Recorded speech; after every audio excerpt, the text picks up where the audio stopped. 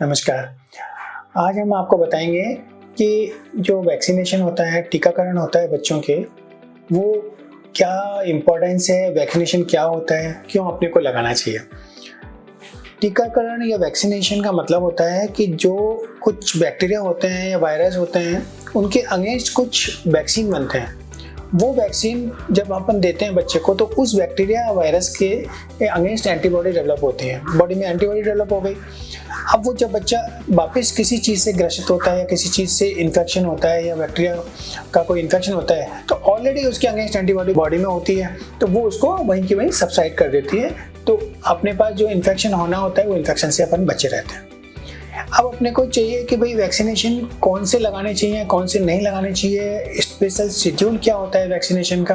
2 types के schedule होते हैं। एक तो होता है यूनिवर्सल इम्यूनाइजेशन प्रोग्राम। तो यूनिवर्सल इम्यूनाइजेशन प्रोग्राम का मतलब है जो गवर्नमेंट, राजस्थान गवर्नमेंट या state central government ministry of health जो वैक्सीनेशन देती है, उनका पर्पज होता है मास कवरेज ऑफ द वैक्सीनेशन। जो रूटीन वैक्सीन डिजीज होती है, उनके अगेंस्ट मास मतलब मैक्सिमम लोगों को वैक्सीनेशन उस पर्टिकुलर एज में लग जाने चाहिए, जिससे कि ज़्यादा से ज़्यादा कवर हो जाए। दूसरा होता है अलग अलग सोसाइटी के या एकेडेमिया के रिकमेंडेशन होती है, जैसे इंडियन एकेडमी ऑफ पीडियाट्रिक्स की रिकमेंडेशन हो गई या अमेरिकन एकेडमी ऑफ पीडियाट्रिक्स की रिकमेंडेशन हो गई। तो ये एक एक्सपर्ट का ग्रुप होता है, एक एक्सपर्ट की एकेडेमिया होती है, वो आपको सजेस्ट करते हैं कि ये वैक्सीन लगनी चाहिए। मेरा पर्सनल मानना है कि कोई भी वैक्सीन यदि बन रहा है, यदि वो साइंटिफिकली प्रूव्ड है, तो वैक्सीन जो भी अवेलेबल है वो हमें लगानी चाहिए। अब उसमें 2 तरह के वैक्सीन होते हैं कि कुछ लोग कहते हैं कि कंपलसरी वैक्सीन है या मैंडेटरी वैक्सीन है, और एक होता है ऑप्शनल वैक्सीन कि आपको ज़रूरत है तो लगाएं, नहीं तो नहीं लगाएं।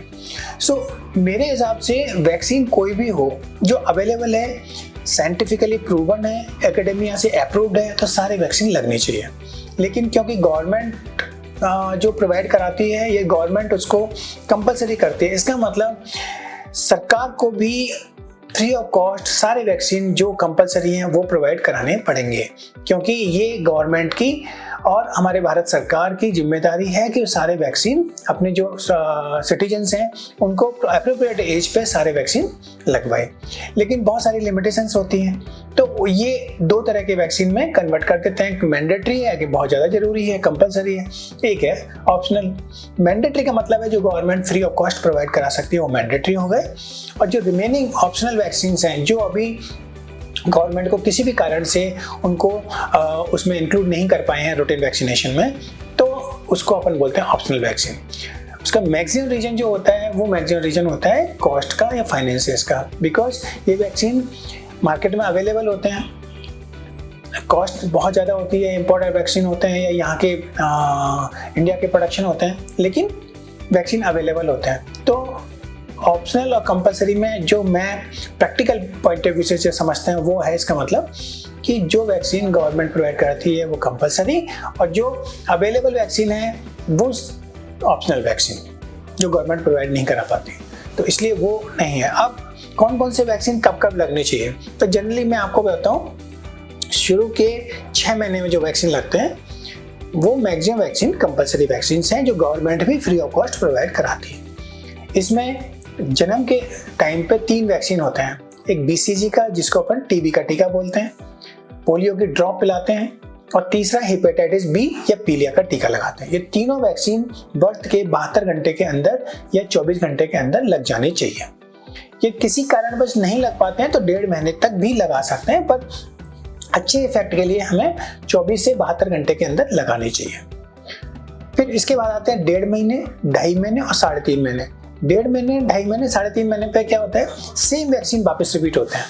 इसमें 2 तरह के तो वैक्सीन आते हैं, मतलब जो टीका आता है, एक इंजेक्शन वाला आता है, एक ओरल पिलाना होता है। तो ओरल पिलाने वाले में तो ओरल पोलियो वैक्सीन होता है, रोटा वायरस वैक्सीन होता है, लेकिन आजकल ओरल पोलियो वैक्सीन जन्म के बाद सीधे 6 महीने या 9 महीने पे पिलाते हैं, क्योंकि बीच में इसके एवज में इंजेक्टेबल पोलियो का कॉम्बिनेशन वैक्सीन आता है, जो 6 वैक्सीन के कॉम्बिनेशन में आता है, जिसको अपन हेक्सा वैक्सीन बोलते हैं। और एक होता है पेंटा वैक्सीन, जिसमें इंजेक्टेबल पोलियो वैक्सीन नहीं आता, उसमें पेंटा वैक्सीन बोलते हैं, 5 वैक्सीन का कॉम्बिनेशन आता है। 5 वैक्सीन का कॉम्बिनेशन गवर्नमेंट में फ्री ऑफ कॉस्ट लगता है।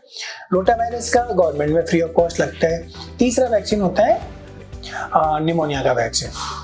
निमोनिया का भी वैक्सीन गवर्नमेंट में फ्री लगता है, लेकिन अलग अलग तरह के प्रोडक्शन आते हैं, तो वैक्सीन अलग अलग तरह के हो सकते हैं। लेकिन समझने वाली बात यह है कि सारे वैक्सीन इफेक्टिव होते हैं, चाहे वो सस्ता हो, चाहे वो फ्री मिल रहा हो, चाहे महंगा हो, चाहे पेनलेस हो या नॉर्मल वैक्सीन हो, लेकिन सारे वैक्सीन इफेक्टिव होते हैं। इसमें किसी तरह का कोई संशय नहीं होना चाहिए।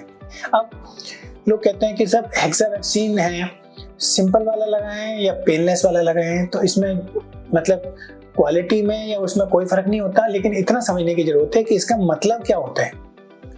इसका मतलब होता है कि जो होल सेल वैक्सीन है, जो टीके जो बनते हैं ना, वैक्सीन जो बनते हैं, वो एक तो बनते हैं पूरे बैक्टीरिया को अपन क्रश करके उसका सत्व निकाल के और उसमें से वैक्सीन बनाए, और एक जो पूरा बैक्टीरिया के एक पर्टिकुलर पार्ट होता है जिसके अगेंस्ट एंटीजन बनती वो एंटीबॉडी बनती है। तो एक अपन इसको सीधी भाषा में समझ सकते हैं कि एक तो है प्योरीफाइड और एक है क्रूड। तो क्रूड में थोड़ा सा जो साइड वाली चीजें होती हैं उससे हल्का सा पेन और फीवर होता है, और पेनलेस जिसको बोलते हैं, पेनलेस एक मिसनोमर है। पेन तो निडल का प्रिक तो होता ही है, तो पेनलेस का मतलब होता है प्योरीफाइड फॉर्म। उससे पेन और फीवर या तो नहीं होता है या होता है तो बहुत कम होता है। तो ये सारा फाइनेंस का है। ये थोड़ा बहुत 600-800 रुपए का जो डिफरेंस होता है, उसमें डिफरेंस नहीं है, तो पेनलेस भी लगवा सकते हैं और रूटीन में भी लगवा सकते हैं। 5 वैक्सीन का कॉम्बिनेशन बहुत सस्ता आता है या गवर्नमेंट में फ्री मिलता है, तो वो भी उतना ही इफेक्टिव होता है जितना महंगे वैक्सीन अवेलेबल। रोटा वायरस जो रूटीन दस्त होते हैं शुरू के 6 महीने में, 8 महीने में या 1 साल के बच्चे में, तो रोटा वायरस का वैक्सीन हमें इसलिए देते हैं क्योंकि जब रोटा वायरस सबसे कॉमन वैक्सीन वायरस होता है जो दस्त करता है बच्चों में। यदि हम इस वैक्सीन के थ्रू यदि उसके दस्त का फ्रीक्वेंसी हम कम कर पाएँ, साल में 1 बार 2 बार दस्त भी हम कम कर पाएँ उसकी वजह से, तो उसकी वजह से जितने न्यूट्रिशन डेफिशिएंसी बाकी सारी चीज़ें कमी होती हैं वो सब इम्प्रूव कर जाएगी। तीसरा वैक्सीन होता है निमोनिया का वैक्सीन।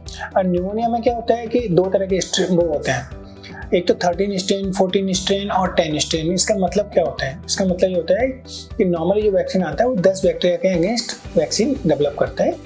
दूसरे नए जो वैक्सीन आ रहे हैं वो बैक्टीरिया के अगेंस्ट और 13 और 14 स्ट्रेन वैक्सीन आता है।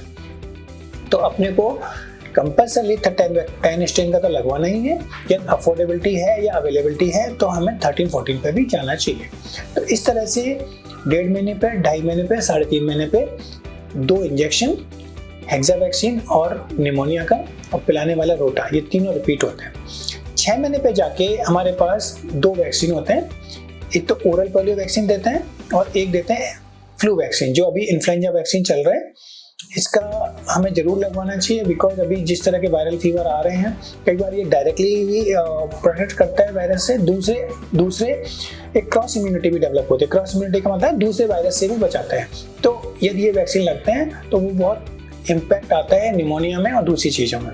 तो इसके 2 शेड्यूल होते हैं। शुरू में तो 6 महीने पे और 7 महीने पे 1 महीने के अंतर से 2 वैक्सीन लगते हैं। फिर हर साल मिनिमम 10 साल तक हर साल 1 बार हमें फ्लू का वैक्सीन लगाना पड़ता है। वो फ्लू का वैक्सीन जब भी सीजन, जो फ्लू सीजन होता है उस सीजन से पहले लगाना होता है। जैसे जनवरी में लगा दिया या जून जुलाई में लगा दिया, तो उससे मानसून से पहले या सर्दी से पहले ये दो बार वैक्सीन लगाते हैं, और कभी भी 1 बार लगा सकते हैं। फिर इसके बाद आता है बाकी जो वैक्सीन हैं, जैसे टाइफाइड का वैक्सीन है, मेनिंगोकोकल का वैक्सीन है, मीजल्स का वैक्सीन है, मम्स का वैक्सीन है, जिसको और रूबेला का वैक्सीन है, MMR, टाइफाइड, मेनिंगोकोकल वैक्सीन। ये सारे वैक्सीन हैं जिसको हमने कैटेगरी में रखा है ऑप्शनल, क्योंकि ये सरकार में फ्री में नहीं मिलता है, अवेलेबिलिटी नहीं है प्राइवेट में, और मार्केट में अवेलेबल है लेकिन कॉस्टली है, अफोर्ड कर सकते हैं तो वैक्सीन जरूर लगवाना चाहिए। फिर आता है 1 साल पे जाके hepatitis A vaccine. Hepatitis A जो पीलिया होता है फीकल ओरल रूट या गंदे पानी से, गंदे खाने पीने से, मार्केट की चीज़ खाने से होता है, उसको बचाने के लिए हमें हेपेटाइटिस ए का वैक्सीन भी लगाना है। तो 6 महीने के अंतर से 2 वैक्सीन लगते हैं, एक 1 साल के ऊपर कंप्लीशन पे और एक 1.5 साल के ऊपर। ये इस तरह का ये वैक्सीन लगता है। बाकी चिकन पॉक्स का वैक्सीन लगता है 15 महीने पे, और उसके बाद MMR वैक्सीन और इस तरह के ये वैक्सीन हमारे लगाने होते हैं।